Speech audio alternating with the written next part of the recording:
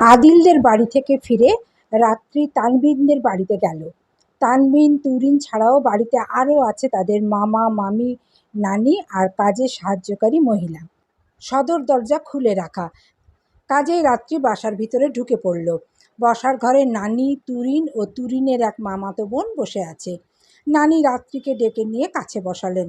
বললেন, আমার নাতিটা মা বাবাকে হারিয়ে কেমন যেন হয়ে গেছে গো রাত্রি। ও খায় না, ঘুমায় না, কারোর সাথে তেমন কথা বলে না। তুমি ওর সাথে একটু কথা বলো, ওকে একটু বুঝাও। ও এমন করলে মরে যাবে।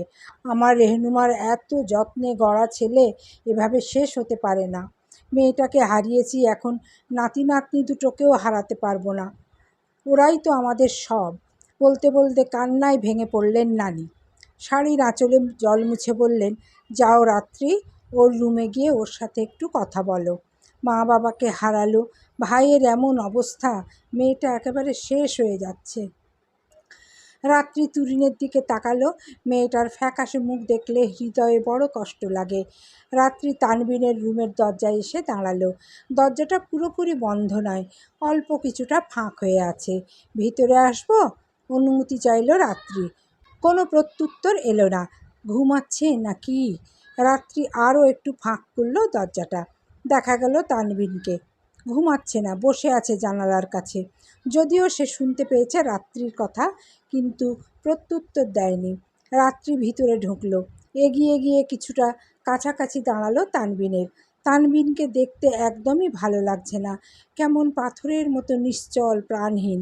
কি অবনতি চেহারার! ফ্যাকাশে মুখ, উস্কো খুস্কো চুল, লাল চোখ, চোখের নিচে ডার্ক সার্কেল, ঠোঁট বিবর্ণ। এটা তো সবসময় দেখে আসা তানভীর নয়।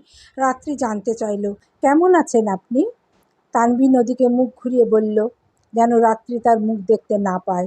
মুখ দেখাতে ভয় করছে। যদি মুখ দেখে রাত্রি বুঝে যায় সে নিজের বাবাকে খুন করেছে, রাত্রি এটা জানার পর কি তাকে ঘৃণা করবে? তার মুখ দেখতে চাইবে? আর রাত্রির কষ্ট লাগছে। এই মানুষটা নিজে থেকে তার সঙ্গে কথা বলতো, নিজের কথার প্যাচে ফেলে তাকে প্রতিবার অপ্রস্তুত করে ফেলতো। আজ সেই মানুষটার মুখে কথা নেই। সে নিজে থেকে কথা বলতে আসার পরও কথা বলছে না। রাত্রি বলল, আপনি কথা বলবেন না আমার সঙ্গে? তানভীরের চোখ ভিজে উঠেছে। বুকের ভিতরটায় খুব তুলকালাম হচ্ছে কষ্টে, কিন্তু সে কারো কাছে কিছু প্রকাশ করতে পারছে না। এমনকি ভালোবাসার মানুষটার কাছেও না। হয়তো এমন কথা ভালোবাসার মানুষের কাছ থেকে আরও বেশি গোপন করতে হয়। রাত্রি অনেকক্ষণ দাঁড়িয়ে থাকার পরও কিছু বলল না তানভীর। রাত্রি বলল, আপনি এমন কেন করছেন? আপনার আশেপাশের মানুষজন যে কষ্ট পাচ্ছে, বুঝতে পারছেন না? আমি জানি এই সময়টা আপনার জন্য কত কঠিন, কত শোকের, কিন্তু তবুও আপনার এ সময় নিজের মন শক্ত করে তুরিনকে দেখা উচিত। কিন্তু আপনি ওর থেকেও বেশি ভেঙে পড়েছেন। দয়া করে নিজেকে একটু শক্ত করুন। এরকম করে জীবন চলতে পারে না। তুরিনও তো আছে আপনার জীবনে। তানভীর সব শুনল, কিন্তু কিছু বলল না। সে মনে করে তার জীবন থেমে গেছে, আর কখনো এই জীবন চলমান হবে না। মাকে তার বাবা মেরে ফেলেছে, আর বাবাকে সে খুন করে ফেলেছে, নিজেরই বাবাকে। এরপর সেও মরে যাবে। আবারও সবাই কাঁদবে তার মৃত্যুতে। তার চারপাশে শুধু অন্ধকার। খুব বেশি দিন যেন নেই তার মৃত্যুর। রাত্রি আরও কিছুক্ষণ দাঁড়িয়ে রইল, কিন্তু তানভীর একেবারে নিশ্চুপ। এত নীরব কারো কাছে দাঁড়িয়ে থাকা যায় না। রাত্রি বেরিয়ে গেল রুম থেকে। বসার ঘরে আসতেই তুরিন বলল, ভাইয়া কথা বলেনি আপনার সঙ্গে? না। তুরিন দাঁড়িয়ে গেল। রাত্রিকে বলল, আপনি এখানেই বসুন, ভাইয়া কথা বলবে। তুরিন তানভীরের রুমে গেল। দরজাটা চেপে রেখে চেঁচিয়ে জানতে চাইল, কি হয়েছে তোমার? মরা লাশের মতো কেন করছো তুমি? তুরিন টেনে দাঁড় করালো তানভীরকে, যেন সে তানভীরের অভিভাবক। বলল, কি অবস্থা তোমার? তোমাকে দেখতে মরা লাশের মতোই লাগছে। কথা বলনি কেন? তার সঙ্গে কিভাবে কথা না বলে থাকতে পারো? এটা সে ভাইয়া যাকে তুমি ভালোবাসো, তার সঙ্গেও কথা বলবে না? তুমি কি পাগল হয়ে গেছো? মরে যেতে চাও তুমি? ঠিক আছে, মরার আগে আমাকেও বলো, আমিও মরবো তোমার সঙ্গে। তুরিনের উচ্চস্বরের কথাগুলো বসার ঘরে পর্যন্ত শোনা গেল। তবে বেশিক্ষণ এরকম চেঁচিয়ে কথা বলতে পারল না সে। কান্নায় ভেঙে পড়ল। কাঁদতে কাঁদতে বলল, এমন করো না ভাইয়া। তুমি যা করেছিলে ঠিক করেছিলে। তুমি ইচ্ছা করে করনি ওটা। আমাদের মাকে বাঁচাতে গিয়ে দুর্ঘটনাবশত ওটা হয়ে গেছে। তানবিন ভীষণ অপরাধবোধ নিয়ে বলল, কিন্তু আমি খুনটা করেছি। তুরিন ভাইকে জড়িয়ে ধরে বলল, ভুলে যাও না ওটা। আমাদের চোখের সামনে মাকে মেরে ফেলেছে। আমাদের বাবা একজন ভালো মানুষ ছিল না। নিজেকে একটু সামলাও ভাইয়া, তুমি এরকম করতে পারো না। ভুলে যাও সব, আমরা সবাই আছি তো পাশে। তানবিন বোনের মাথায় ভরসার হাত রাখতে পারল না, কারণ সে জানে সে ভুলতে পারবে না ওই রাতের ঘটনাটা। খুন করে সে যে খুনি, এটা কি ভুলে যাওয়া যায়? আর সে যে অনুমান করতে পারছে সেও শীঘ্রই মারা যাবে। তুরিন ভাইকে ছেড়ে দিয়ে বলল, আমি ভাবিকে পাঠিয়ে দিচ্ছি, তুমি তার সাথে কথা বলবে। তানবিন না বোধক মাথা নাড়ল, কিন্তু তুরিন শুনল না। আমি পাঠিয়ে দিচ্ছি বলেই সে বেরিয়ে গেল। রাত্রি মামি ও নানির সঙ্গে কথা বলছিল। তুরিন এসে বলল, ভাইয়া আপনাকে ডাকছে, কথা বলে আসুন। একটু আগেও তো কিছুই বলছিল না, এখন ডাকছে? আজব লাগলো রাত্রির। হয়তো তাকে ডাকছে না। মিথ্যা বলছে তুরিন। রাত্রি বসে আছে দেখে তুরিন বলল, যাবেন না? রাত্রি আবার গেল তানবিনের রুমে। তানবিন এখন বিছানার উপর বসে আছে। রাত্রি রুমের ভিতর ঢুকে দাঁড়াতেই তানবিন বলল, আমি ভীষণ মন্দ আছি রাত। কেমন কষ্ট হচ্ছে, কতটা কষ্ট হচ্ছে আমি প্রকাশ করতে পারছি না। আমার মস্তিষ্কে প্রলয় ঘটে যাচ্ছে। মনে হচ্ছে আমি পাগল হয়ে যাব। এসব কেন হলো বলতে পারো? এক কারণে বুকের ভিতরটা জ্বলে যাচ্ছে, আর একটা কারণে মস্তিষ্কে লণ্ডভণ্ড অবস্থা। আমি কিভাবে বাঁচবো বলতে পারো? তানবিন কান্না আটকাতে চেষ্টা করল, কিন্তু তার দু চোখের অশ্রু বয়ে চলল বিনা অনুমতিতে। রাত্রি টের পেল তার চোখ ঝাপসা হয়ে আসছে অশ্রুতে। সে বলল, আমি বুঝতে পারছি আপনার মনের অবস্থা। সত্যি বলতে, আসলে কেউ বুঝতে পারবে না আমি এখন কতটা খারাপ আছি। আমি এখন যতটা খারাপ আছি, এই খারাপের পরিমাণ নির্ণয় করা যায় না। যদি মারা যেতে পারতাম হয়তো শান্তি পেতাম। এটা আপনি কি বলছেন? দয়া করে আর কখনো এমন কিছু বলবেন না। রাত্রির বুক ধুকপুক করছে তানবীরের শেষ কথাটা শুনে। আমার কি মনে হচ্ছে জানো? আমি এমন অনুভব করছি যে হয়তো আমিও খুব শীঘ্রই মারা যাব। চুপ করুন আপনি, কী সব বলছেন? রাত্রির খুব ভয় করছে। তানবিন এমন কথা কেন বলছে? এসব কথা খুব ভয়ঙ্কর। তানবিন বলল, রাত, তুমি কি আমার কাছে এসে একটুক্ষণ বসতে পারো? রাত্রি তানবিনের পাশে গিয়ে বসল, কিন্তু তানবিন কিছুই বলল না। অনেকক্ষণ নীরবতার পর রাত্রির দিকে তার দুঃখী আঁখি দুটি মেলে তাকিয়ে বলল, তোমাকে একটা কথা বলবো। কথাটা শোনার পর কি তুমি আমাকে ঘৃণা করবে? তানবিনের এ কথায় একটু চমকালো রাত্রি। কি বলবে তানবিন যা শুনে সে তানবিনকে ঘৃণা করবে? রাত্রি বলল, আপনি কথাটা না বলা পর্যন্ত তো এটা বলা সম্ভব নয়। তানবিন বলল, তুরিন মিথ্যা বলেছে সবার কাছে। বাবাকে মা মারেনি। মা কোনো প্রকার আঘাত করেনি বাবাকে। কে মেরেছে জানো? আমি। রাত্রির বুক ধক করে উঠল। এমন কোনো লুকায়িত সত্য জানতে এই মুহূর্তে প্রস্তুত ছিল না সে। তানবিন আর একবার বলল কথাটা, আমি আমার বাবাকে খুন করেছি। রাত্রি এই অসহ্য সত্যটা সহ্য করতে পারল না। ঝট করে উঠে দাঁড়ালো তানবিনের পাশ থেকে। তার চোখে ঘোর অবিশ্বাসের ছায়া। দারুণ বিস্ময়ে তানবিনকে দেখছে। অবিশ্বাস্য কণ্ঠে বলল, আপনি মিথ্যা বলছেন। তানবিন ভীত কণ্ঠে বলল, কাউকে মেরে আমি কিভাবে বেঁচে থাকবো রাত? আমি তো মরে যাব। হ্যাঁ, আমি খুব শীঘ্রই মারা যাব। রাত্রি আসলেই বিশ্বাস করতে পারছে না তানবিন নিজের বাবাকে মেরে ফেলেছে। তুরিন মিথ্যা বলেছে মানে? সবাই যেটা জানে সেটা তাহলে ভুল? তানবিনের বাবাকে আসলে তানবিন মেরেছে? রাত্রি যেন অসুস্থ বোধ করছে, তার শরীর ঘামছে। তানবিন একটা মানুষকে মেরে ফেলল, তাও কিনা নিজের বাবাকে। তানবিনের বাবা খুন করলো তার মাকে, আর তানবিন খুন করলো তার বাবাকে। রাত্রি আর দাঁড়িয়ে থাকতে পারছে না এখানে। তানবিন মাথা নুইয়ে কাঁদছিল। সে হঠাৎ তাকালো রাত্রির দিকে। রাত্রির চোখে মুখে ভয় ও অবিশ্বাস্য ভাব দেখে তার হঠাৎ দূরের নক্ষত্রের মতো মনে হলো রাত্রিকে। যে নক্ষত্রকে শুধু জমিনে পা রেখে দেখেই যাওয়া যায়, কিন্তু ওই নক্ষত্র এত দূরে থাকে যে ছুঁয়ে দেখা যায় না। রাত্রি বেরিয়ে এলো তানবিনের রুম থেকে। মামি রাত্রিকে বেরিয়ে আসতে দেখেই প্রশ্ন করল, কিছু বলল তানবিন? না, একটা কথাও বলেননি তিনি। আমাকে এখন যেতে হবে, বাড়িতে কাজ আছে। ভালো থাকুন আপনারা। ইনশাআল্লাহ সব কিছু স্বাভাবিক হয়ে যাবে আস্তে আস্তে। কথাগুলো কোনো রকমভাবে বলে বেরিয়ে এলো রাত্রি। তানবিন কাউকে খুন করেছে এটা মানতে খুব কষ্ট হচ্ছে। রাত পর্যন্ত তার মাথায় এই নিয়ে খুব চিন্তাভাবনার উদ্রেক চলল। সে শান্তি পাচ্ছে না। তানবিন নিজের বাবাকে মেরেছে কেন? স্বেচ্ছায় মেরেছে? বাবা তার মাকে মেরেছে বলে সেই রাগে, নাকি দুর্ঘটনাবশত? সে তো কিছুই জানে না। তবে তানবিনকে দেখে মনে হয়নি স্বেচ্ছায় বা সজ্ঞানে সে কিছু করেছে। তাকে বিষয়টা ভালোভাবে জানতে হবে। তখন ওভাবে ওই বাড়ি থেকে চলে আসা উচিত হয়নি তার। রাত্রি তানবিনের নাম্বারে কল দিল, কল রিসিভ হলো না। যেখানে তানবিন এখন সামনাসামনি কারোর সাথে কথা বলতে চায় না, সেখানে কল রিসিভ করবে এ ভাবাও বোকামি। তবু রাত্রি আরও একবার কল দিল, কিন্তু রিসিভ হলো না এবারও। রাত্রি এরপর তুরিনকে কল করলো। প্রথমে সামান্য টুকটাক কথা সেরে তানবিনের প্রসঙ্গ উঠালো, যদিও প্রশ্নটা জিজ্ঞেস করতে ইতস্তত বোধ করছিল। তবুও শেষমেশ সে প্রশ্ন করেই বসল, তোমার বাবাকে কি তোমার ভাইয়া মেরেছে তুরিন? এ প্রশ্নে চমকে উঠল তুরিন, থমকে গেল। রাত্রি কিভাবে জানলো এ কথা? এ কথা কি সে, ভাইয়া ও মামা ছাড়াও অন্য কেউ জানে? কিভাবে? এটা তো গোপন। তুরিনের কপালে ঘাম জমতে শুরু করলো। জানতে চাইল, কে বলেছে এই কথা? তোমার ভাইয়া। তুরিন অবাক হলো এটা শুনে। ভাইয়া? এই কথা সে রাত্রিকে জানিয়ে দিয়েছে? কেন জানাতে গেল? আসলেই কি মাথা সম্পূর্ণ খারাপ হয়ে গেছে?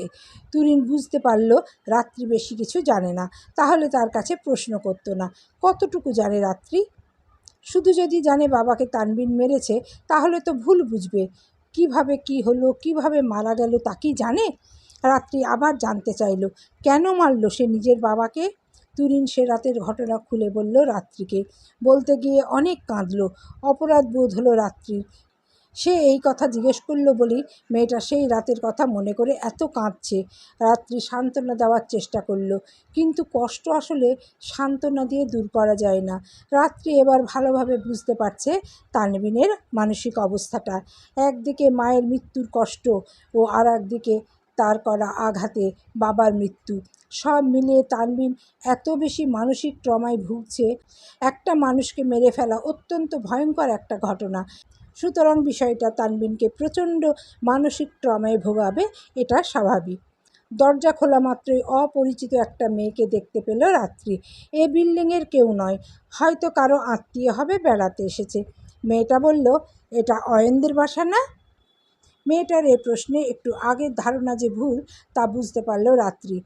মেয়েটা হবে হয়তো অয়নের ভার্সিটির কেউ, কিন্তু মেয়েটার বয়স কম মনে হচ্ছে। রাত্রি বলল, হ্যাঁ, এটা অয়নদের বাসা। উনি বাড়িতে আছেন? না, কিছুক্ষণ আগে বাইরে গেল। আচ্ছা, আমি তাহলে ভিতরে গিয়ে বসি। মেয়েটা রাত্রিকে প্রায় ঠেলে ভিতরে ঢুকে পড়ল।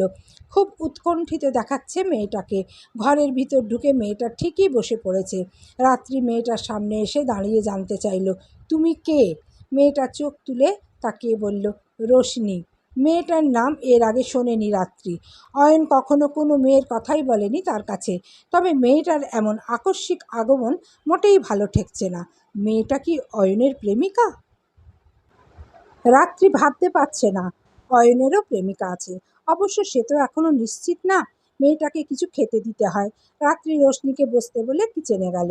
চা তৈরি করলো। চায়ের সঙ্গে টোস্ট নিয়ে ফিরল সে। কয়েকদিন আগে শ্রাবণীর জন্য টোস্ট কিনেছিল। ভাগ্যিস দিতে পারল এই জন্য। রাত্রি এসে দেখল রোশনির সঙ্গে কথা জুড়ে বসেছে শ্রাবণী, একদম পাশাপাশি।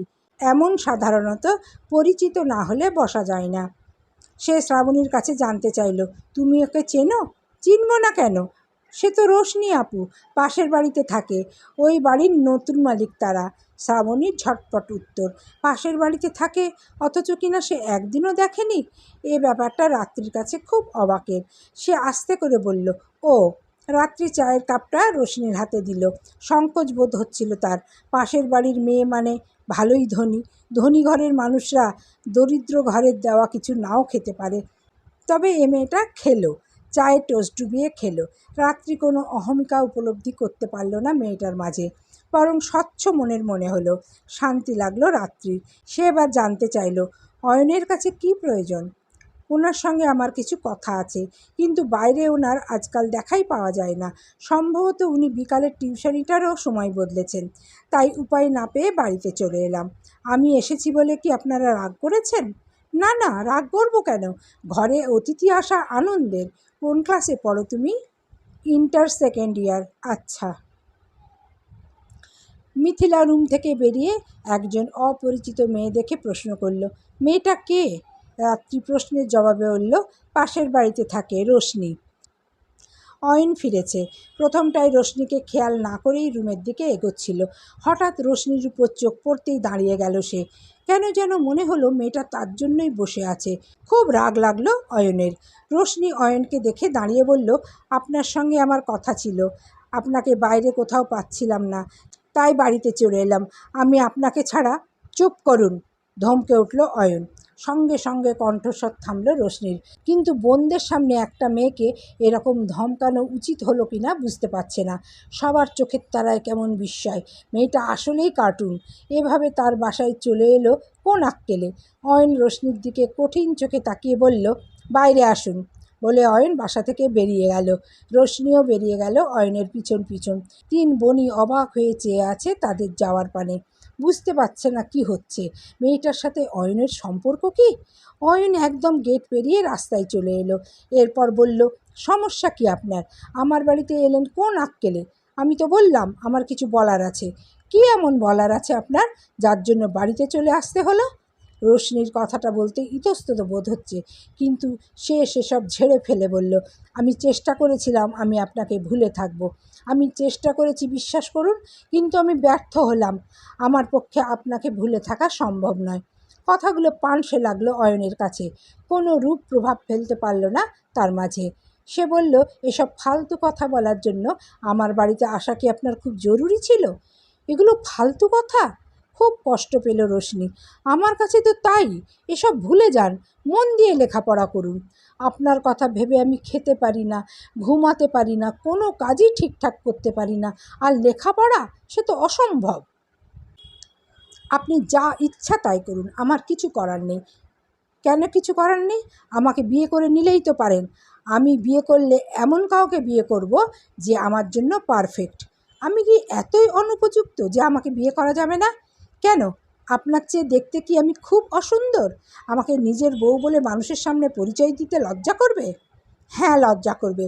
তবে সেটা আপনি সুন্দর অসুন্দর কিনা সেটার জন্য নয়, এটার জন্য লজ্জা করবে যে আপনি বোকা।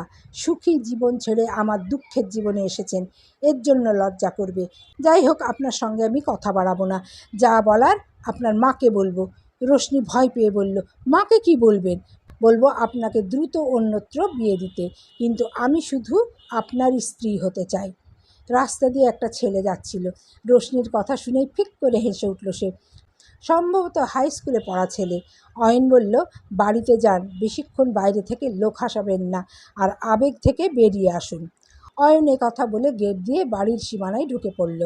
অয়ন কি তাকে বাইরে থেকে লোক হাসাবেন না কথা বলে অপমান করল? তবে অয়নের অপমানেও অপমান বোধ হলো না রোশনির। সে বুঝতে পারল কত বাজেভাবে ভালোবেসে ফেলেছে সে অয়নকে। অয়ন বাসায় আসতেই বোনদের সম্মুখীন হলো। এক একজনের এক এক প্রশ্ন। অয়ন এককভাবে কারো প্রশ্নের উত্তর না দিয়ে বলল, মেয়েটা পাগল, বুঝতে পেরেছ? ওর সাথে আমার কোনো সম্পর্ক নেই। নেই মানে নেই। মিথিলা বলল, বাড়িতে এলো কেন তাহলে? আর তুমি বা ওর সাথে অমন ব্যবহার করলে কেন? পাগল তাই, বড়লোক বাবার পাগল মেয়ে। যখন আমি বলছি ওর সাথে আমার কোনো সম্পর্ক নেই, তারপরও অবিশ্বাস করবে আমাকে? রাত্রি বুঝতে পারল অয়ন মিথ্যা বলছে না, কারণ ও এমন কারচুপি করার ছেলে নয়। কিন্তু মেয়েটার বাসা অবধি চলে আসার নিশ্চয়ই কোনো কারণ ছিল। রাত্রি বোর্ড কোশ্চেন থেকে গুরুত্বপূর্ণ কয়েকটা রাইট ফর্মস অফ ভার্ব চিহ্নিত করে দিচ্ছে শ্রাবণীকে। এগুলো শ্রাবণী প্রথমে পড়ে তারপর না দেখে খাতায় লিখে দেবে। 6টা বোর্ডের রাইট ফর্ম অফ ভার্বস দিল। এরপর ইংরেজি একটা বই নিয়ে বিছানায় বসলো সে। বইয়ের লেখাগুলো দেখছিল। এর মাঝে কল এলো মোবাইলে। পাশেই মোবাইল রাখা ছিল। তানবিনের নাম দেখে সে চমকালোই বটে, আনন্দও লাগলো। সময় নিল না কলটা রিসিভ করতে। আমি তোমার বাসার সামনে দাঁড়িয়ে আছি, তুমি কি আসতে পারবে?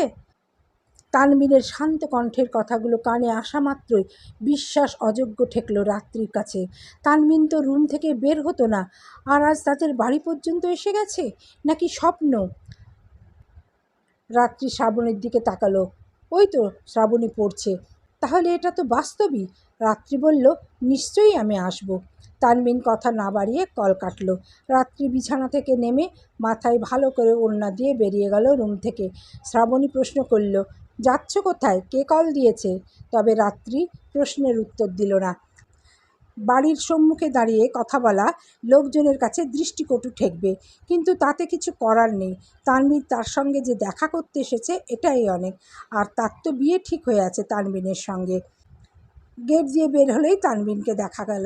আশেপাশে তার বাইক দেখা যাচ্ছে না। বাইকেই সবসময় যাতায়াত করে তানবিন, কিন্তু এখনকার পরিস্থিতিতে সে হয়তো বাইক চালাতে পারবে না। তানবিনের চেহারার আরও অবনতি হয়েছে। চোখের নিচের কালো রং গাঢ় হয়েছে আরও। চুলগুলোই চিরুনির আঁচড় পড়েছে বলে মনে হয় না। রাত্রির কষ্ট লাগছে তানবিনকে দেখে। আগে তানবিন কীরকমভাবে চলাফেরা করতো বাইরে, আর এখন কী অবস্থা হয়েছে তার। রাত্রি বলল, কষ্ট করে কেন আসতে গেলেন? আমাকে বলতেন, আমি যেতাম। তানবিন রাত্রিকে দেখছে খুব গভীর চোখে, গভীরভাবে বুকে এঁকে নিচ্ছে চেহারাখানি। আর কখনো দেখা হবে কিনা সে জানে না। রাত্রির দিকে একদৃষ্টে তাকিয়ে থেকে বলল, যেখানে তোমার সঙ্গে জীবনের একটা সুন্দর অধ্যায় শুরু হওয়ার কথা ছিল, সেখানে আমার অধ্যায়টা শুরু হলো অন্ধকারের সঙ্গে। এই অন্ধকার হাতড়ে আমি আমার মৃত্যু ছাড়া আর কিছুই খুঁজে পাই না। তানবিনের মুখে আবারও মৃত্যুর কথা শুনে শিউরে উঠল রাত্রির বুক। তানবিন ঘুরে ফিরে শুধু কথা বলে কেন? রাত্রি বলল, এসব কী বলছেন? নিশ্চয়ই এই অন্ধকার অধ্যায় আপনার জীবনের স্থায়ী বিষয় নয়। এটাই আমার জীবনের শেষ অধ্যায়। রাত্রির কষ্ট হচ্ছে এগুলো শুনতে।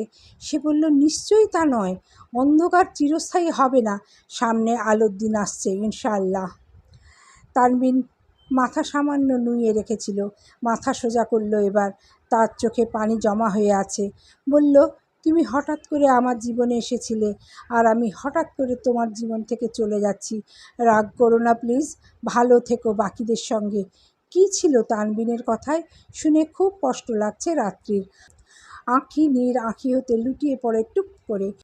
বুকের ভিতর কঠিন যন্ত্রণার বিদ্রোহ চাপা পড়ে হৃদয় জমিন বিধ্বস্ত হয়। কিছু বলতে চাইল সে, কিন্তু কণ্ঠ থেকে আওয়াজ বের হলো না। তানবিনের চোখেও জল টলমল, আর সেই অবস্থায় সে হাসতে চাইল, কিন্তু পারল না। বরং অশ্রু বড় ফোঁটা হয়ে ঝরে পড়ল চোখ থেকে। বলল, কাঁদছ কেন? রাতের বৃষ্টি আমার খুব বিরক্ত লাগে। রাত্রি কাঁপা গলায় বলল, আপনি আপনি ওই কথাগুলো কেন বললেন? মানে কি এসবের? তানবিন বলল, শুধু একটা কথা জেনে রাখো, আমি তোমাকে প্রচণ্ড রকম ভালোবাসি, প্রচণ্ড। বলেই সে ঘুরে দাঁড়িয়ে হাঁটতে শুরু করলো। রাত্রি বুকের ভিতর অসহ্য যন্ত্রণা টের পাচ্ছে। এত কেন কষ্ট হচ্ছে তার? কেন মনে হচ্ছে এটাই তানবিনের সঙ্গে শেষ দেখা? রাত্রি দ্রুত পায়ে হেঁটে গিয়ে তানবিনের সামনে দাঁড়ালো। ল্যাম্পপোস্টের আলো থেকে নিজের চোখ গোপন করতে চাইল তানবিন। রাত্রি জানতে চাইল, কি হয়েছে আপনার? কি মানে কথাগুলোর? কেন শুনে এত খারাপ লাগছে আমার? কোনো ভুল সিদ্ধান্ত নিচ্ছেন না তো আপনি? না, আপনি কোনো ভুল সিদ্ধান্ত নিতে পারেন না, কিছুতেই আপনি। তানবিন রাত্রির কথার মাঝে বলে উঠল, আমার জীবনের শেষ নিঃশ্বাস পর্যন্ত তোমাকে মনে রাখবো রাত। কথা বলে আর দাঁড়িয়ে থাকলো না তানবিন। এ যেন শেষ বিদায়। রাত্রি রুদ্ধ চোখে তাকিয়ে আছে তানবিনের দিকে। যতক্ষণ পর্যন্ত না তানবিন চোখের অদৃশ্য হলো, রাত্রি তাকিয়ে থাকলো, যেন চিরদিনের মতো অদৃশ্য হয়ে গেল মানুষটা। তুরিন আজ সন্ধ্যার পরপরই শুয়ে ঘুমিয়ে পড়েছে। অন্য সময় হলে তানবিন ওকে জাগাতো না, কিন্তু এখন ওকে জাগাতে হবে। তানবিন ওকে ডেকে তুলল। তুরিন চোখ মেলে ভাইকে দেখে উঠে বসল। কি হয়েছে? প্রশ্ন করল তুরিন। তানবিন তুরিনের মাথায় হাত রেখে বলল, কবে বড় হবি তুই? কবে নিজের দেখভাল নিজে করতে পারবি? তুরিন হঠাৎ তানবিনকে এসব কথা বলতে দেখে একটু অবাক হলো। সে আরও বেশি চিন্তিত হয়ে বলল, কি হয়েছে ভাইয়া? তানবিন বোনের কপালে চুমু খেয়ে জড়িয়ে ধরল। কান্না চেপে বলল, তোকে অনেক ভালোবাসি তুরিন। ভাইয়ার উপর অভিমান করিস না। ভাইয়ার আর কিছু করার নেই। এমন চললে ভাইয়া যে কোনো মুহূর্তে মরে যাবে, নয়তো পাগল হয়ে যাবে। রাগ করিস না, অনেক ভালোবাসি তোকে আমার আনন্দ। হঠাৎ এসব কথা কেন বলছো ভাইয়া? তুরিন মুখ তুলে বলল, কিছু কি হয়েছে ভাইয়া? তানবিন না বোধক মাথা নেড়ে বলল, কিছু হয়নি। এরপর থেকে সব ঠিক হয়ে যাবে। ভালো থাকবি তুই। শুধু তুরিন বিস্ময় নিয়ে বলল, শুধু? তুরিন ভাইকে জড়িয়ে ধরল, শক্ত করে আঁকড়ে ধরল তার গায়ের শার্ট। কাঁদতে কাঁদতে বলল, মা আমাদের ছেড়ে চলে গেছে, কিন্তু তুমি তো আছো এখনও। তুমি সাথে থাকলে আমি অবশ্যই ভালো থাকবো, অনেক ভালো থাকবো। আমি না থাকলেও ভালো থাকবি রে। মামা মামি আছে, নানি আছে, বিদেশে খালামণিরা আছে, সবাই তোকে অনেক ভালোবাসে। আমার আনন্দ সব কিছু কাটিয়ে উঠে সবার সাথে আনন্দে থাকবে, ভালো থাকবে, আমি না থাকলেও। তুরিন তানবিনের কথার মানে বুঝতে পারল না। সে বলল, সবার সাথে ভালো থাকবো আমরা, আমরা নিশ্চয়ই পারবো, আমাদের মা খুশি হবে। তানবিনের খুব কাঁদতে ইচ্ছে করছে, কিন্তু তুরিনের সামনে সে কাঁদতে পারবে না। ভীষণ কষ্ট হচ্ছে তার, বুকের ভিতর তীব্র যন্ত্রণায় লণ্ডভণ্ড হয়ে যাচ্ছে, কিন্তু তাকে এই যন্ত্রণা সামলে উঠতে হবে। সে তুরিনকে ছেড়ে দিয়ে চোখ মুছে বলল, আমাকে একটু বাইরে যেতে হবে। তুরিন খুশি হলো এটা শুনে। যে রুম থেকে বের হওয়া বন্ধ করে দিয়েছিল, সে বাইরে বের হওয়া মানে ধীরে ধীরে স্বাভাবিক হয়ে যাচ্ছে। তুরিন জানতে চাইল, কোথায় যাবে? এই তো কাছেই একটা জায়গায় যাব, তুই ঘুমা। তানবিন বেরিয়ে এলো তুরিনের রুম থেকে। বেরিয়ে এসেই ডুকরে কেঁদে উঠল। বেশ কিছুটা সময় লাগলো নিজেকে ধাতস্থ করতে। চোখের পানি মুছে লিভিং রুম অতিক্রম করে ঘরের বাইরে বেরিয়ে গেল। নানি ডেকে বললেন, তাড়াতাড়ি ফিরে এসো কিন্তু। সকালের রান্না হচ্ছে, লাউ কাটছে রাত্রি। লাউয়ের তরকারি আর ভাত তাদের সকালের খাবার।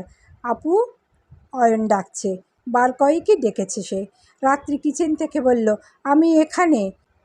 অয়ন রান্নাঘরে এলো, ওকে খুব উৎকণ্ঠিত দেখাচ্ছে। বলল, খবর শুনেছ? কি খবর? তানভীন ভাইয়া বলতে গিয়ে আবার থেমে গেল অয়ন। রাত্রি সচকিত হয়ে উঠল, চিন্তিত গলায় বলল, কি হয়েছে তার? আত্মসমর্পণ করেছে তানভীন। থানায় গিয়ে পুলিশের কাছে বর্ণনা দিয়েছিল কি ঘটেছিল সে রাতে। স্বীকার করে নিয়েছে তার করা আঘাতের কারণে তার বাবার মৃত্যু হয়েছে, সে বাবার খুনি। গতরাতে রফিকুল খন্দকারের কাছে থানা থেকে ফোন আসে। তানভীন থানায় গিয়ে কি বলেছে সে ব্যাপারে অবগত হন তিনি। এমন খবর ছিল রফিকুল খন্দকারের কাছে অপ্রত্যাশিত ও সেই সাথে অনেক আনন্দেরও। তানভীন না থাকলে তার ভাই শরীফুল খন্দকারের সব সম্পত্তি বলতে গেলে তারই হবে। রফিকুল খন্দকারের দু চোখ উজ্জ্বল হয়ে ওঠে লোভনীয় স্বপ্নে। মনে শুরু হয় বিপুল সুখের হাতছানি। এত বড় সুযোগ যে আর হাতছাড়া করা যায় না। যা যা ঘটেছে সেসব যেন তার সৌভাগ্যের দ্বার খুলে দিতেই ঘটেছে। তিনি ছুটে গেলেন থানায়। সুযোগ বুঝে তানভীনের স্বীকারোক্তির পাশাপাশি তিনি তানভীনের বিরুদ্ধে মামলা করলেন বাবাকে হত্যা করার জন্য। রাতেই জানাজানি হয়ে গেল ঘটনাটা। মিডিয়ার কান অবধি পৌঁছানো মাত্রেই সারা দেশই জেনে গেল। আকর্ষণীয় হেডলাইনে খবর ছাপা হলো, ছেলের হাতে বাবা খুন, বাবা মারা গেলেন ছেলের আঘাতে, মায়ের জন্য বাবাকে খুন, মাকে বাঁচাতে গিয়ে বাবাকে খুন করল ছেলে, বাবাকে খুন করে থানায় আত্মসমর্পণ ছেলের। আরও কত আকর্ষণীয়ভাবে যে নিউজ ছাপা হলো। জামাল হোসেন যখন জানলেন রফিকুল খন্দকার তানভীনের বিরুদ্ধে মামলা করেছে, তখন তুমুল ঝগড়া বাঁধল তাদের ভিতর। রফিকুল খন্দকারকে অনেকভাবে বোঝানোর চেষ্টা করা হলো এই কেস উঠিয়ে নেওয়ার জন্য, কিন্তু রফিকুল খন্দকার নিজের সিদ্ধান্তে অটল। তিনি কেস তুলবেন না। উচ্চস্বরে মনের তৃপ্তি নিয়ে জানালেন তিনি, ও নিজের বাবাকে মেরে ফেলেছে, ও একটা জানোয়ার। আমারও প্রথমে সন্দেহ হয়েছিল, আমার ভাইয়ের মৃত্যুটা নিছকই দুর্ঘটনাবশত নয়, ওটা পরিকল্পিত হত্যা। এখন তো দেখছি তাই। ও ওর বাবাকে পছন্দ করতো না। ওরা মা ছেলে সব সময় সুযোগ খুঁজতো আমার ভাইটাকে মেরে ফেলার। এখন সুযোগ বুঝে মেরে ফেলেছে। যে আমার ভাইকে মেরে ফেলেছে ওই জানোয়ারকে আমি শাস্তি দিয়েই ছাড়ব। ওকে ফাঁসিতে ঝুলাতে আমার যত দূর অবধি যেতে হবে আমি যাব। জামাল হোসেন অনেক রাগ করেই বেরিয়ে যান রফিকুল খন্দকারের বাসা থেকে। যাওয়ার আগে অবশ্য বলে গেলেন, ওই পরিস্থিতিতে অনিচ্ছাকৃত একটা খুনের জন্য তার ভাগ্নেকে কে ফাঁসিতে ঝুলায় তিনিও দেখে ছাড়বেন। তুরিন যখন জানতে পারে তার ভাই থানায় গিয়ে আত্মসমর্পণ করেছে, তখনই ছুটে আসে থানায়। সে এটা জানতে পারে সকালে। মামারা রাতেই খবর পেলেও তুরিনের থেকে গোপন করে রাখা হয়েছিল। গারদের ভেতরে হাত বাড়িয়ে তুরিন আঁকড়ে ধরল ভাইয়ের শার্টের কলার। তার চোখে অশ্রুর ঢল। ভীষণ অভিমান চাপা গলায় বলল, এটা কি করলে ভাইয়া? হ্যাঁ, এটা কি করলে? শেষ করে দিলে সব, শেষ। কক্ষনো ক্ষমা করব না তোমায়, কক্ষনো না। তানবিন কলার থেকে বোনের হাত ছাড়িয়ে এনে দুই হাতের মাঝে আঁকড়ে ধরে বলল, এটাই শেষ পর্যন্ত আমার করার ছিল, নয়তো মরার ছিল। কি ভীষণ যন্ত্রণা, কি ভীষণ অপরাধ বোধ হয় ভিতরটা জুড়ে, তুই জানিস না। এখন একটু শান্তি লাগছে। তুরিন হাত ছাড়িয়ে নিয়ে বলল, যা করলে ঠিক করলে না, একদম ঠিক করলে না। আমার কথা ভাবলে না একবার? ভেবেছি, অনেক ভেবেছি, বললাম না তুই খুব ভালো থাকবি, মামারা আছে, খালামণিরা আছে, তাদের সঙ্গে সুখে থাকবি। কিন্তু তুমি তো থাকবে না, আমি আদৌ সুখে থাকবো? নিশ্চয়ই। তুরিন ভাইয়ের উপর থেকে দৃষ্টি সরিয়ে বলল, তোমার মুখ দেখলেও আমার রাগ লাগছে। তানবিন মামাকে বলল, ওকে বাড়ি নিয়ে যাও মামা। সারা দিনে তেমন কিছু খেতে পারিনি রাত্রি, বিবশ কেটেছে সারা দিনটি। মস্তিষ্কে সারাটা ক্ষণে তানবিনের দুশ্চিন্তা। এটা কি করলো তানবিন? তুরিন কিভাবে থাকবে এখন? রাত্রি গিয়েছিল তানবিনের সঙ্গে একবার দেখা করার জন্য, কিন্তু তাকে দেখা করতে দেওয়া হলো না। তদন্ত চলছে এখন। রাত্রির খুব ভয় হচ্ছে, কি শাস্তি হবে তানবিনের। তানবিনের চাচাও নাকি মামলা করেছে তানবিনের বিরুদ্ধে। ব্যাপারটা তো এখন আরও জটিল হয়ে উঠেছে। চিন্তায় চিন্তায় চরম মাথা ব্যথা শুরু হলো রাত্রির। সে শুয়ে পড়ল বিছানায়, ঘুমাতে চাইল, কিন্তু চিন্তা তার চোখে ঘুম নামতে দিল না। হঠাৎ কারো উচ্চ কণ্ঠস্বর ভেসে এলো, ঘরের ভিতরে নয়, বাইরে থেকে। চোখ বুজেছিল রাত্রি। শ্রাবণীর দিকে তাকিয়ে বলল, কি হয়েছে? আমি দেখে আসছি বলে শ্রাবণী চেয়ার ছেড়ে দাঁড়ালো। আস্তে আস্তে বেশ কয়েকজনের একসঙ্গে মিশ্রিত কণ্ঠস্বর শোনা গেল। উঠে বসলো রাত্রি। বিল্ডিংয়ের বড় কিছু ঘটেছে মনে হচ্ছে। সে রুম থেকে বের হতে যাচ্ছিল, দরজায় শ্রাবণীর সঙ্গে মুখোমুখি হলো। শ্রাবণী দৌড়ে ছুটে এসেছে বলে হাঁপাচ্ছে। হাঁপাতে হাঁপাতে বলল, বাবা সিঁড়ি থেকে পড়ে গেছে। রাত্রি আঁতকে উঠল এ কথা শুনে। দৌড়ে বের হলো ঘর থেকে। দ্বিতীয় তলার সিঁড়ি থেকে পড়েছে। তৃতীয় তলার ভাড়াটিয়া আঙ্কেল দেখেছেন প্রথমে।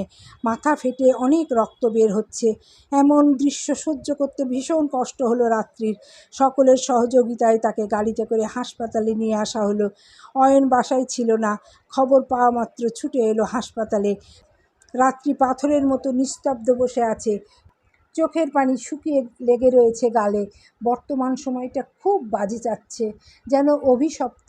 মাথা এলোমেলো হয়ে যাচ্ছে। মনের শক্ত গরমটা ভেঙে যাচ্ছে। তাদের মাথার উপর হাত রেখে কেউ বলার নেই, চিন্তা করো না, ইনশাআল্লাহ সব ঠিক হয়ে যাবে। এনামুল শিকদারের পা ভেঙে গেছে এবং মাথা ফেটেছে। যে কয় টাকা হাতে ছিল সব খরচ হয়ে গেল তার চিকিৎসায়। কি যে হয়ে গেল আচমকা। পড়ন্ত বিকেল। রুফটপে একটি মেয়ে বসে আছে। পিছন থেকে দেখলেও মিশাতের চিনতে এক মুহূর্ত লাগলো না। এ শহরে এখনও পর্যন্ত প্রথম ও একমাত্র বন্ধু তার। সে ঘরে না ঢুকে শ্রাবণীর কাছে গেল। শ্রাবণীর নেত্রদয় হতে জলের ফোয়ারা নামছে। একটু যেন বিচলিত হলো মিশাত। তটস্থ কণ্ঠে বলল, কাঁদছ কেন? ছল ছল চোখে তাকিয়ে শ্রাবণী উত্তর দিল, এই মুহূর্তে আমরা অনেক কষ্টে আছি মিশাত ভাই। আমার বাবা কালকে নানা চিন্তা ও চাপে মাথা ঘুরে সিঁড়ি থেকে পড়ে গিয়েছে, পা ভেঙেছে, মাথা ফেটেছে। এ কথা মিশাত এর আগে কারোর কাছেই শোনেনি। এক বিল্ডিংয়ের থেকেও এত বড় দুর্ঘটনা সম্পর্কে না জানার জন্য নিজেরই খুব বিরক্ত লাগলো। হয়তো এটা যখন ঘটেছে তখন সে ছিলই না। মানুষ যখন এ ঘটনা নিয়ে আলোচনা করে তখনও হয়তো সে ছিল না। মিশাত দুঃখপ্রাপ্ত কণ্ঠে বলল, কখন ঘটলো এটা? গত রাতে। কি হচ্ছে আজকাল? বাবার এমন অ্যাক্সিডেন্ট ঘটলো, দুলাভাইও পুলিশের হেফাজতে, জানি না কি হবে। আমার খুব কষ্ট হচ্ছে, ভয় করছে। শ্রাবণী আবার কাঁদতে লাগলো। মিশাত বুঝতে পারছে না কি বলে সান্ত্বনা দেবে, কিন্তু কিছু একটা বলতেই হবে। কিন্তু কি বলবে, কিভাবে বলবে? মিশাত শ্রাবণীর সামনে হাঁটু মুড়ে বসে বলল, কেঁদো না, নিশ্চয়ই আল্লাহ সব কিছুর ভালো করবেন। মিশাতের হঠাৎ একটা কথা মনে পড়ল। একটা কিছু সে শ্রাবণীকে দেওয়ার জন্য কিনে রেখেছে, কিন্তু এর আগে শ্রাবণীর দেখা পায়নি বলে দেওয়াও হয়নি। এটা দেওয়ার উপযুক্ত সময় কিনা বুঝতে পারছে না, তবে মনে হলো দিলে হয়তো মেয়েটার মন ভালো হবে। কান্না বন্ধ করো বলে মিশাত চিলেকোঠায় গেল। এরপর একটা ব্যাগ নিয়ে ফিরে এলো সে। শ্রাবণী ততক্ষণে নিজেকে ধাতস্থ করে নিয়েছে।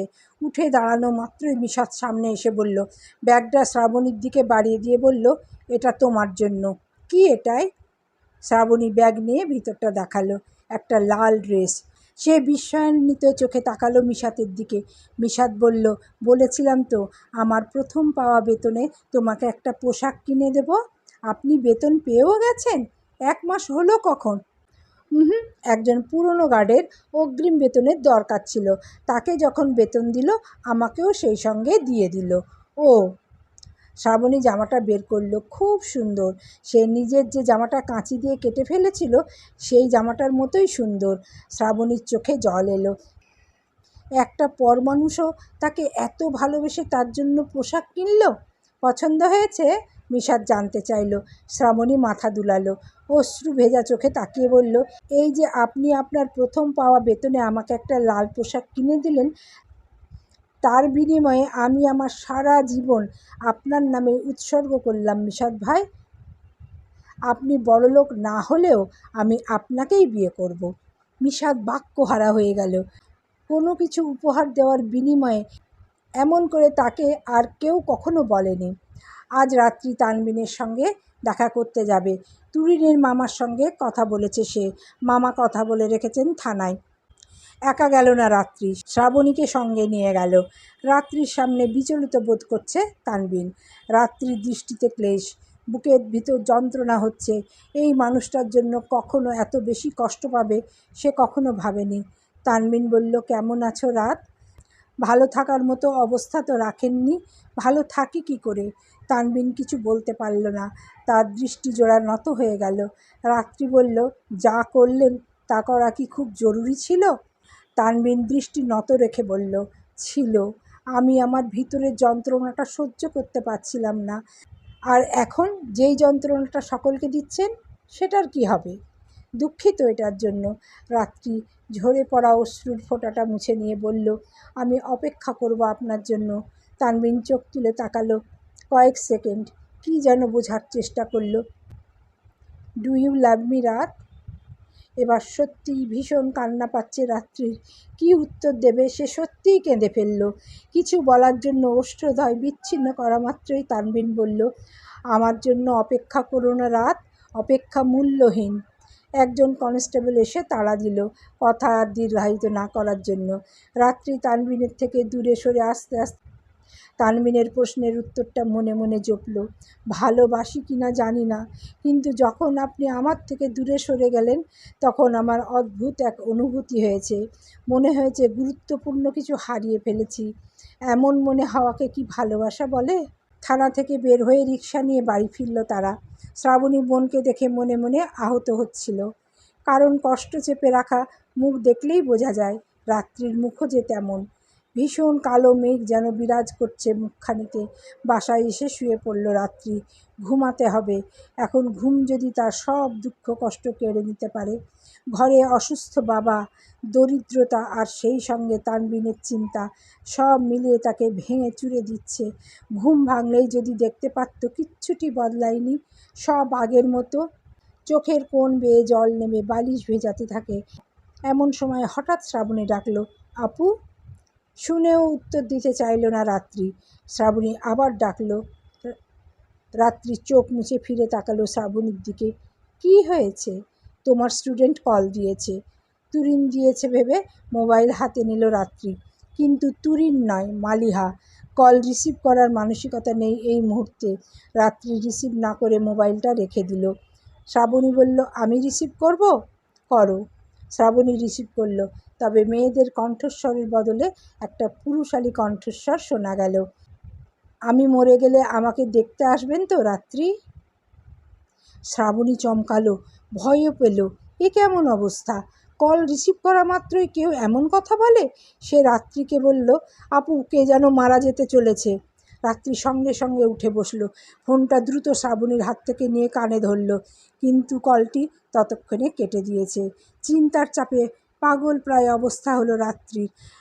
একে তো সে কষ্টগুলো সামলে উঠতে পারছিল না, আর এর উপর এ নতুন কোন দুঃসংবাদ। শ্রাবণীর কাছে জানতে চাইল, কে মারা যেতে চলেছে? জানি না, একজন ছেলে বলল, আমি মরে গেলে আমাকে দেখতে আসবেন তো রাত্রি? রাত্রি বুঝতে পারল এটা আদিল ছিল। আদিল ছাড়া কেউ না। আদিলের কি কিছু হয়েছে, নাকি অযথাই এমন বলে উদ্ভ্রান্ত করার চেষ্টা করলো? আর সহ্য করতে পারছে না রাত্রি। সে কল দিল মালিহার নম্বরে, কিন্তু কেউ রিসিভ করলো না। এনামুল শিকদারের কাছে তার সন্তান সন্ততিরা বসেছিল। অয়ন মাত্রই চলে গেল দরজা খুলতে। উপরতলার আঙ্কেল দরজায় দাঁড়িয়ে আছে। অয়নের দিকে একটা খাম বাড়িয়ে দিয়ে বলল, একটা লোক গেটের সামনে দিল এটা তোমার বাবার কাছে দেওয়ার জন্য। অয়ন খামটা নিয়ে বলল, অফিসের লোক? তাই বলল। তোমার বাবার কি অবস্থা এখন? ভালো আছে, পা ঠিক হতে সময় লাগবে। আল্লাহ সবার ভালো করুক। উপরতলার আঙ্কেল চলে গেলে দরজা লাগিয়ে খাম খুলল অয়ন। দেখতে দেখতে এসে বাবার রুমে ঢুকলো। এনামুল শিকদার অয়নের হাতের খাম ও কাগজ দেখে বলল, কারো চিঠি? অয়ন কাগজের লেখাগুলোর দিকে তাকিয়ে বলল, দরিদ্রের ঘরে খাম ভরে চিঠি আসে না, আসে দুঃখ আর না চাওয়া যন্ত্রণা। এরপর বাবার দিকে তাকিয়ে হাস্যমুখে বলল, তোমার চাকরিটা চলে গেছে বাবা। সকলেরই বুক ধক করে উঠল। এটা যেন মাথায় আকাশ ভেঙে পড়ার মতো। কয়েক মুহূর্ত কেউ কিছুই বলতে পারল না। রাত্রি অবাক চক্ষুতে অয়নকে দেখছে। ছেলেটা কি শখে হাসছে? এনামুল শিকদার কিছুই বলতে পারল না। তিনি হেলান দিয়ে বসা ছিলেন, আস্তে আস্তে শুয়ে পড়লেন। সব শেষ হয়ে গেল, সব। এতগুলো প্রাণের বেঁচে থাকার খুঁটি যেন ভেঙে গেল আচমকা। বেশ অনেক দিন ধরেই তার পোস্টে নতুন একজনকে নিয়োগ দেওয়ার কথা হচ্ছিল। এখন যখন সে অসুস্থ হলো, সুযোগ বুঝে অন্য কাউকে নিয়োগ দিয়ে ফেলল মানুষগুলো। এনামুল শিকদার চোখ বন্ধ করে ফেললেন। চোখের কোণ বেয়ে তিক্ত ব্যথায় অশ্রু নামে তার। কারো মুখে কথা নেই। মানুষগুলো কথা বলতেই ভুলে গেছে যেন। আজ রাতে কেউই খেলো না। খাবে কি করে? এমন ঘটনার পর খাবার যে এমনিই নামবে না গলা দিয়ে। রাত্রি সিদ্ধান্ত নিল সে আবারও চাকরির জন্যে আবেদন করবে। যে কোনো একটা কাজ খুব দরকার, না হলে কিভাবে বাঁচবে তারা? বৃষ্টির ঝাপটাটা এসে ভিজিয়ে দিচ্ছে রাত্রিকে। মনে হচ্ছে এই বৃষ্টির ঝাপটায় তার বুকের জ্বলনটা নিভে আছে। সে জানালা দিয়ে বাইরে হাত বাড়ালো। বৃষ্টি। তানবিন বলেছিল তাদের বিয়ের রাতেও বৃষ্টি হবে। রাত্রি মাথা ঘুরিয়ে তানবিনের দেওয়া ছাতাটার দিকে তাকালো। সব কিছু যেন চোখের নিমেষে পাল্টে গেল। বাজ পড়তে হাত সরিয়ে আনলো রাত্রি। জানলা বন্ধ করে দিল। কান্না পাচ্ছে তার। ভবিষ্যতের চিন্তা করে মস্তিষ্কে যন্ত্রণা ধরে যাচ্ছে। কি আছে তাদের ভাগ্যে? জীবন কেন এত কষ্টের? চেয়ারে বসলো রাত্রি। টেবিলের উপর মোবাইলটা দেখে আদিলের কথা স্মরণ হলো। যখন মালিহার ফোনে কল দিয়ে কাউকে পাওয়া যাচ্ছিল না, তখন সে পারভিনের কাছে কল দিয়েছিল। শুনেছে আদিল খুব অসুস্থ। এরপর একবার কল দিয়ে খোঁজও নেওয়া হয়নি। অবশ্য না নেওয়াই ভালো। খোঁজ নিতে গেলে কি না কি মনে করবে তারা। কিন্তু আদিল অসুস্থ হলো কেন? রাত্রির মনে হচ্ছে আদিলের অসুস্থ হয়ে পড়ার কারণ সে। এমন চিন্তাও তাকে কষ্ট দিচ্ছে। চারিদিকের এত কষ্ট নিতে গিয়ে পাগল হয়ে যাবে তো সে। তাদের কপালে কি সুখ নামক শব্দটি নেই? রাত্রির মনে হলো সুখ একটি প্রজাপতি। দরিদ্ররা কেবল ওই প্রজাপতির দিকে হাত বাড়িয়ে থাকতে পারে, কিন্তু ওই প্রজাপতি ছুঁয়ে দেখতে পারে না। ওই প্রজাপতি তাদের নাগাল থেকে বহু দূরে। রফিকুল খন্দকার চেয়েছিলেন তানবিনের হয় ফাঁসি হবে, না হয় যাবজ্জীবন কারাদণ্ড হবে। তিনি খুব চেষ্টা করেছিলেন এগুলো নিশ্চিত করতে, কিন্তু তানবিনের শাস্তি হলো 14 বছরের কারাদণ্ড। তিনি খুব আশাহত হলেন, ভেঙে পড়লেন। কি স্বপ্ন দেখলেন আর কি হলো? তবে ব্যাপার নয়, 14 বছরের আগেই তিনি শরীফুল খন্দকারের সহায় সম্পত্তি দখল করে ফেলবেন। এত ভাগ্য করে যে সুযোগ পেয়েছেন, সে সুযোগ একদম হাতছাড়া করা যাবে না। এজন্য যা যা করা প্রয়োজন তিনি অবশ্যই করবেন। তবে তার ভয় জামাল হোসেনকে নিয়ে। জামাল হোসেন যদি তানভীরকে জামিন করানোর জন্য উঠে পড়ে লাগে, তারা তো এমনি এমনি বসে থাকবে না নিশ্চয়ই। এ চিন্তা করেই রফিকুল খন্দকারের শান্তির ঘুমগুলো হারাম হচ্ছে। এমন সৌভাগ্য তার পায়ের কাছে এসেও এভাবে ফিরে যেতে পারে না। না না, এটা না হোক। ওই জেলখানাতেই পচে মরুক তানবিন। যেন 6 মাসের মাথায় হার্ট অ্যাটাক করে মারা যায় ও। তার একটু আগে পরে মরলেও অবশ্য সমস্যা নেই, কিন্তু ও মারা যাক।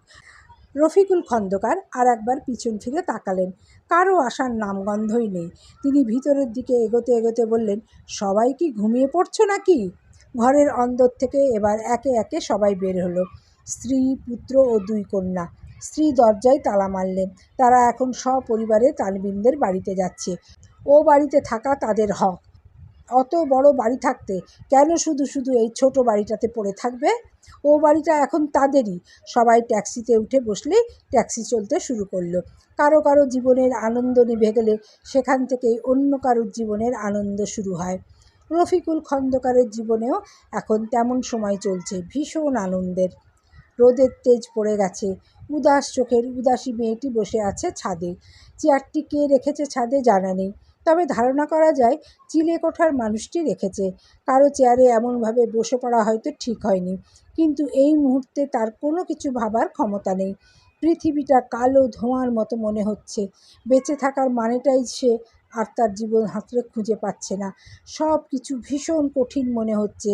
একটা প্রতিষ্ঠানে চাকরির আবেদন করেছে, কিন্তু মনে হচ্ছে বরাবরের মতোই চাকরিটা হবে না। কিভাবে কি করবে বুঝতে পারছে না।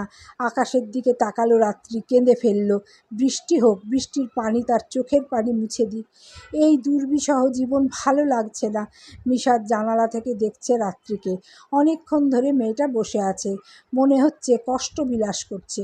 সবাই এখানে কষ্ট বিলাস করতেই আসে, আর সে মানুষের কষ্ট বিলাসের দৃশ্য দেখে। অথচ তার জীবনেও কষ্টের শেষ নেই। কত না খেয়েও দিন কাটাতে হয়েছে তাকে। নাইট গার্ডের চাকরিটা মেলায় এখন মোটামুটি ভালো আছে, কিন্তু ওই নির্মম কষ্টের দিনগুলো সে কখনো ভুলতে পারবে না। মিশাতের এমন দূর থেকে কষ্টবিলাস দেখে যেতে ভালো লাগছে না। একবার কাছে গিয়ে কথা বলবে, সেটা করা কি ঠিক হবে? ঠিক বেঠিকের হিসাব কষতে চাইল না মিশাত। হিসাব কষতে বসলে তো জীবনের সব কিছুই ভুল বের হবে। তাহলে এই সামান্য ব্যাপারটা ভুল হলেই বা কী আসে যায়। মিশাত একটা টি-শার্ট পরে বের হলো চিলেকোঠা থেকে। রাত্রির পাশে এসে দাঁড়ালো। রাত্রি টের পায়নি। মিশাত যেই না বলল, শুনলাম। রাত্রি চমকে উঠল হঠাৎ মিশাতকে লক্ষ্য করে। চোখের অশ্রু মুছল দ্রুত। একটু অপ্রস্তুত হয়ে মিশাত আবার বলল, শুনলাম তানবিন ভাইয়ের নাকি 14 বছর জেল হয়েছে। এক চিন্তার যন্ত্রণায় ভুগছিল এতক্ষণ। মিশাত যেন তানবিনের কথা উঠিয়ে সেই যন্ত্রণায় আরও মশলা যোগ করল। যন্ত্রণায় দম বন্ধ হয়ে এলো রাত্রির। অশ্রু মুছে লাভ হলো না। সুন্দর আঁখি দুটি আবারও জল ঢেলে দিল। কপল বেয়ে গলা পর্যন্ত নেমে গেল অশ্রুধারা। 14 বছর মানুষটা বন্দি থাকবে, এ কথা ভাবলেই বুকের ব্যথা বেড়ে যায়। সে যে ভেবেছিল তানবিনের সঙ্গে সে নিজের সারা জীবন কাটাবে, কোত্থেকে কি হয়ে গেল? সে এমন ভেবেছিল বলেই কি তানবিনের সঙ্গে এমন হলো? কেন যেন সব কিছুর জন্য রাত্রির নিজেকে দোষী মনে হয়, আর এজন্য অপরাধ বোধেও দগ্ধ হয়। নিশাত রাত্রির মুখের অভিব্যক্তি দেখে ঘাবড়ে গেল খুব। এটাও বুঝতে পারল দুম করে এমন একটা কথা বলা চরম বোকামি হয়েছে। জীবনেও কি মাথায় বুদ্ধিশুদ্ধি হবে না তার? এমন বোকার মতো কাজ কিভাবে করল? এমন বোকামির পর আর এখানে দাঁড়িয়ে থাকতে পারছে না। কি করা যায়? নিশাত হঠাৎ আঁতকে ওঠার ভান করে বলল, ও আমার ডাল পুড়ে যাচ্ছে, বলে সে ঘরের দিকে দৌড়ে গেল। আসলে সব মিথ্যা। সে ঘরে রান্না করে না। রান্না করার কোনো ব্যবস্থা বা সামগ্রী তার নেই। সে হোটেলে ভাত খায়। কিন্তু অমন বোকামির পর এটা বলে ওখান থেকে কেটে পড়া জরুরিই ছিল। মিশাত কেবল ঘরে ঢুকেছে, এরই মধ্যে মিথিলাও ছাদে এসেছে। রাত্রিকে ডাকতেই এসেছে সে। মিথিলা আর আগের মতো নেই। ভাই বোনদের সঙ্গে তর্ক করে না, বরং ভালো আচরণ করে। সেও গোপনে কাজের সন্ধান করছে। এভাবে আর বসে থাকা যায় না। সেও চায় এমন দুর্বিষহ পরিস্থিতিতে পরিবারকে সাহায্য করতে।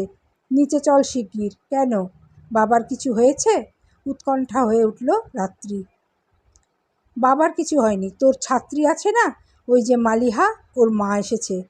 পারভিন আন্টি এসেছেন? কিন্তু কেন? মনে মনে অবাক হলো রাত্রি। অবশ্য গেলেই তা বোঝা যাবে। পারভিন বসার ঘরে বসে আছেন। রাত্রিকে দেখে উঠে দাঁড়ালেন। রাত্রি সালাম দিল। তিনি সালামের জবাব দিয়ে বললেন, তোমার সাথে আলাদাভাবে কথা বলা যাবে? রাত্রি কিছু বুঝতে পারছে না। তার সঙ্গে আলাদাভাবে কি বলার আছে? আদিলের কি খবর? সে কি আগের চেয়ে সুস্থ আছে? রাত্রি তাদের রুমে নিয়ে এলো পারভিনকে। তাদের রুমটা সুন্দর না হলেও সবসময় পরিপাটি থাকে। পারভিনকে বসতে দিয়ে বলল, আদিল ভাইয়ার কি অবস্থা? উনি আগের চেয়ে সুস্থ হয়েছেন? পারভিন চোখের পানি ধরে রাখতে পারলেন না, অঝরে কেঁদে ফেললেন। ঘাবড়ে গেল রাত্রি। পারভিন হঠাৎ রাত্রির হাত দুটো ধরে বললেন, আমার ছেলেটাকে বিয়ে করবে রাত্রি? রাত্রি কিংকর্তব্য বিমূঢ় হয়ে গেল, হতবিহ্বল চোখে তাকিয়ে আছে। কি বলছেন পারভিন এসব? রাত্রি হাত সরিয়ে আনলো, বলল, এটা কি বলছেন আন্টি? আপনি তো বলেছিলেন আদিল ভাইয়ার তার মামাতো বোনের সঙ্গে বিয়ে হবে, সব কিছু ঠিকঠাক, তাহলে এখন হঠাৎ? আসলে সুজানার সঙ্গে ওর বিয়ে অনেক আগেই ভেঙে গিয়েছিল, তোমার কাছে গোপন রেখেছিলাম সেটা। সুজানা ওকে বিয়ে করতে চায় না, আর আদিলও তো তাই। ওদের বিয়ে ভাঙার পর আমি তোমার জন্য বিয়ের প্রস্তাব নিয়ে এসেছিলাম, কিন্তু এসে শুনি তোমার অন্য কারোর সঙ্গে বিয়ে ঠিক হয়েছে ইতিমধ্যে। আমি আর প্রস্তাবটা রাখতে পারিনি, ভেবেছিলাম আদিল ধীরে ধীরে সব মেনে নিতে পারবে, কিন্তু ও এখন শারীরিক ও মানসিকভাবে ভীষণ অসুস্থ। ও কি খারাপ অবস্থায় আছে তুমি না দেখলে বুঝতে পারবে না রাত্রি। দয়া করো আমার ছেলেটাকে সুস্থ হতে সাহায্য করো। রাত্রির শরীর কাঁপছে, মনে হচ্ছে জ্বর এসেছে। রাত্রি কম্পমান গলায় বলল, আমি আমি তানবিনকে কথা দিয়েছি তার জন্য অপেক্ষা করব। নিউজে দেখেছি তার 14 বছরের কারাদণ্ড হয়েছে। 14 বছর কারোর জন্য অপেক্ষা করা কি সম্ভব? 14 বছর! রাত্রি যেন সময়টার দীর্ঘতা মাপতে পারছে না, ভাবতে গেলেও বুকের ভিতরটা ভাঙে। পারভিন আবারও রাত্রির হাত জোড়া আঁকড়ে ধরে বললেন, আমার ছেলেটা মরে যাবে, একটু সহায় হও। পরিস্থিতি গুরুতর না হলে আমি তোমার কাছে আসতাম না। রাত্রি কিছু বলতে চাইলে পারভিন বাধা দিয়ে বললেন, আমি তোমার বাবার সঙ্গে কথা বলবো, সে রাজি হলে দয়া করে তুমি অমত করবে না। 14 বছর কারোর জন্য অপেক্ষা করা মানে অপেক্ষা করা নয়, জীবন নষ্ট করা। নিজের জীবনটাও নষ্ট করবে আর আমার ছেলেটাও। চোখ মুছে বললেন, আমি তোমার বাবার সাথে কথা বলি। পারভিন রাত্রির হাত ছেড়ে দিয়ে বের হয়ে গেলেন রুম থেকে। রাত্রি নির্বাক হয়ে আছে, কি হচ্ছে এসব?